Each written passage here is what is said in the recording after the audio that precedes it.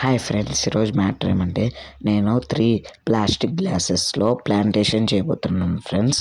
అది మీకు ఈ వీడియోలో చూపిస్తాను, ఎలా చేశానో చూడండి ఫ్రెండ్స్.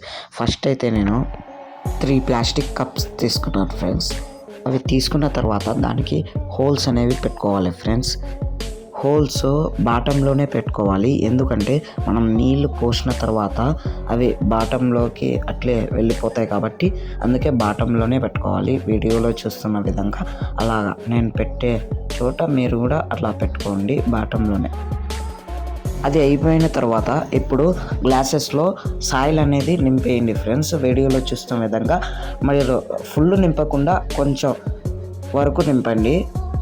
నింపిన తర్వాత మీరు సీడ్స్ ఏ ఉన్నాయో తీసుకోండి. నేనైతే వీడియోలో చూస్తున్న విధంగా ఆ సీడ్స్ అయితే తీసుకున్నాను. సీడ్స్ అయితే అన్ని గ్లాసెస్లో చల్లాను ఫ్రెండ్స్.